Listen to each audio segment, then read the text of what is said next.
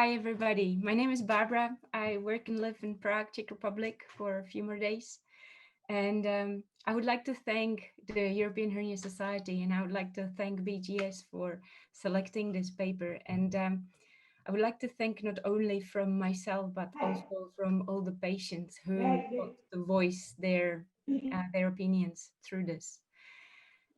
I know that this paper is very unscientific compared to what Nadia has submitted and is going to present when she gets back.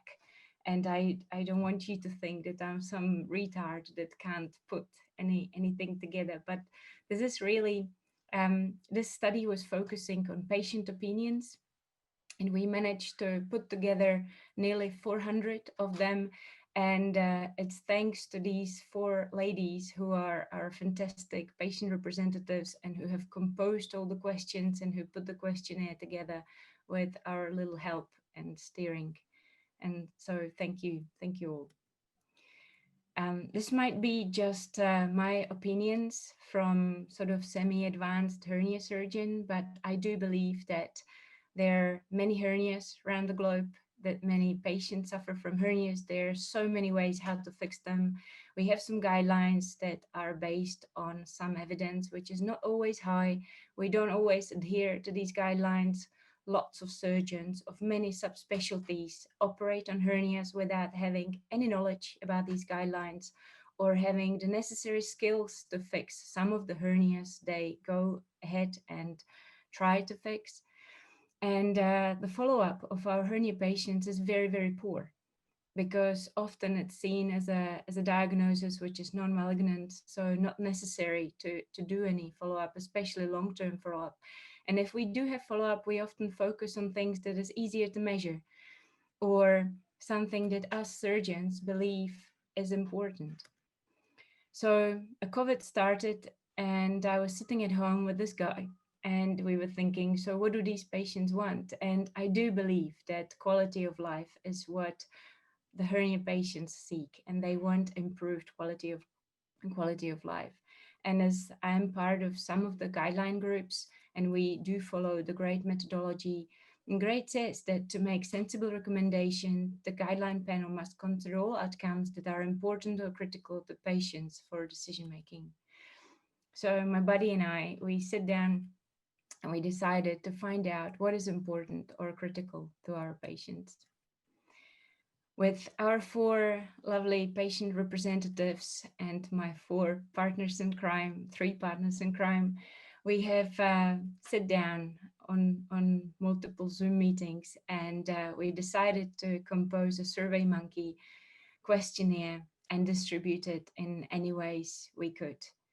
The questionnaire consisted of 42 questions, including some demographics, and for the following 2 months, I have infiltrated more than 60, I found 60 related Facebook groups with that unite, or they say they unite, over 45,000 members, out of which 38 were willing to communicate with me. The survey was seen by almost 10,000 people on Twitter. Afterwards, we've manually gone through all the responses and excluded all those that weren't hernia related. I have replied to all the messages, all the personal messages, and all the chat on all these Facebook groups and all these group chats. And we have included both patients that were awaiting operation and then patients who've already had an operation. And we've split them to two groups, those who were satisfied with their repair and those that were not overly happy. And this is a graph that made me almost cry when I saw it. And there was a lot of anger out there, a lot. If we look at the demographics of the groups, it's obvious that this is not a standard group of patients we have. We don't usually see 65% of unsatisfied groin hernia patients or 68% of patients who've had primary ventral hernia repair and they would be unhappy with the outcome. You can see that majority of our patients are people with ongoing complication. A lot more female are united in these groups and are readily more ready to express their unhappiness. It's irrespective of where they live. And what's surprising is that our happiest bunch was the parastomal patients, which actually have the worst outcomes. We were asking them what is their motivation for their hernia to be fixed. And I don't know what you hear in your practices, but when I sit at the clinic, I often hear patients say, I can't work, I can't work. But this is not what motivates most of them. Lots of them have pain, as you can see in the big red numbers. Lots of them are motivated by cosmetic reasons, but sexual dysfunction is not small. Especially 13% of patients with umbilical hernias come and they mention they have a sexual dysfunction uh, as a reason to have their umbilical hernia repaired. It's relatively high number, I believe. Inability to do sports, some, of course, lots mentioned bulge. We asked them who they would like to be operated by. And of course, everybody wants to be operated by the best surgeon ever. But there was a high percentage of patients that would like to be operated by hernia specialist. And then by reading the free text, you could see that they mentioned that they would like a real hernia specialist, not a self-called one. Lots of them, especially because they come from these anti-mesh groups, are wishing for non-mesh repair, but most were actually okay with mesh. Those who had an ongoing complication really didn't want another go with the mesh.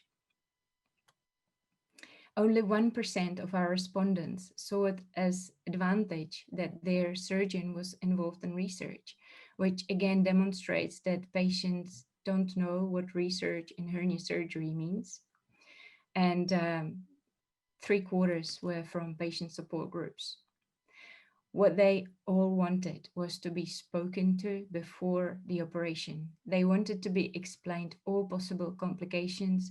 They wanted to know what is the operation going to have, how is the operation going to influence their quality of life, how is it going to impact their sexual function. And they wanted decision on how to be operated, whether to use a mesh or not, and which mesh to make the decision together with the surgeon.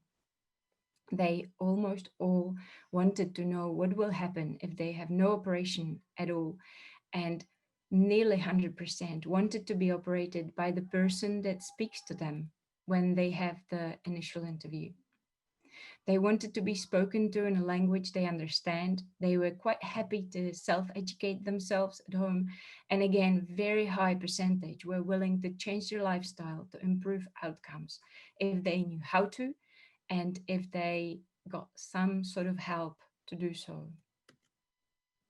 During the operation, we have offered them a choice of a quick fix repair and more durable repair, where we stressed out that it might have much higher number of complications, and still most went for the more complex and durable surgery.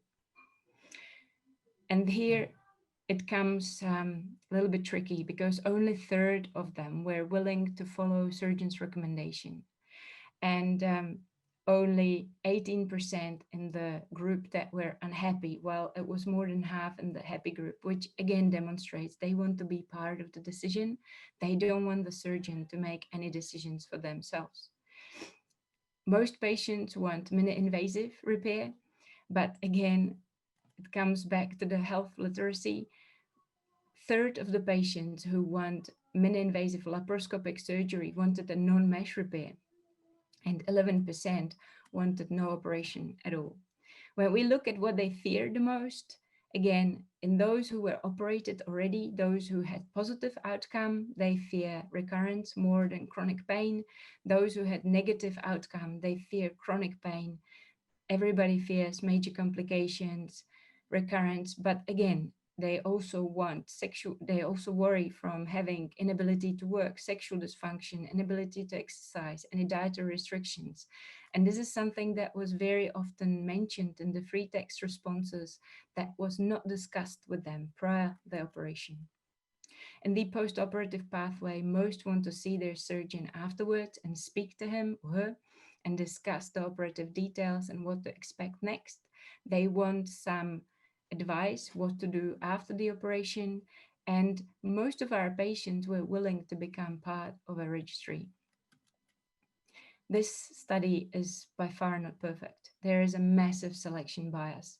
I think we have managed to reach probably 100,000 people altogether, and only 397 gave us a valid response, which is a very small number. There was a massive level of mistrust. And again, reading through a lot of the text and communicating with a lot of the patients, it's caused by our inability to handle complications, especially when chronic pain occurs. And I believe that it was because a lot of these patients were operated by hernia specialists, but not real ones. A lot of these patients have reported they were given complete inadequate post-operative advice, but even operated, there were many, there were two cases of pregnant ladies who were advised to have their umbilical hernia repair quickly before they get too pregnant. Patients weren't given a proper informed consent. They weren't informed. Barbara, can I ask you to come to your last slide soon? Thanks. Okay, so to conclude, I think we shouldn't speak about mesh injured, but about hernia surgery injured. We should work on having certified hernia specialists, improving health literacy of our patients, improving knowledge communication, and having personal approach with all those we operate. And I would like to conclude with a statement that one of my patients asked me to mention if I get a chance to. Thank you.